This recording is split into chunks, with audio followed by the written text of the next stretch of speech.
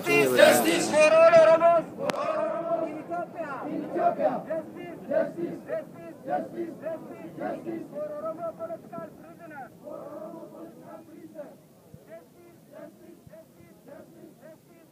for Oromo political prisoners. The dictator, the terrorist, regime of Ethiopia. Stop landgrabbing in Oromia. Stop genocide in Eastern Oromia. Stop genocide in Aniya. Stop genocide in Oromia.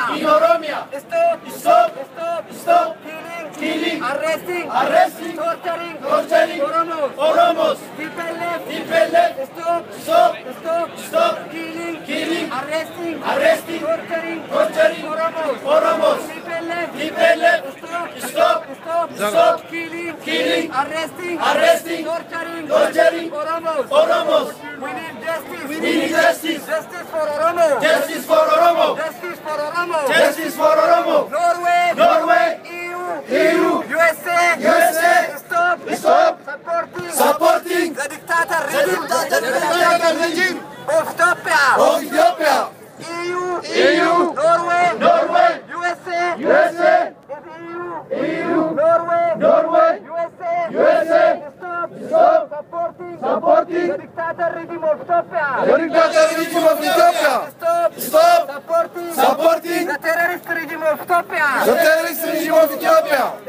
Stop supporting the dictator, the terrorist, the killer regime of Ethiopia. Stop.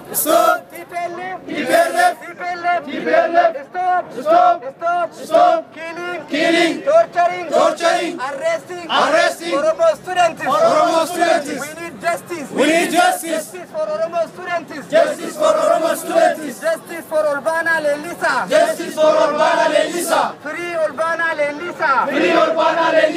Free Bakale Garba. Free Engineer Maskin Abbabe. Free all Oromo political prisoners. Justice for Oromo. People left. The killer. Stop killing, torturing, arresting Oromos. People left. Stop genocide against Oromos in Eastern Oromia.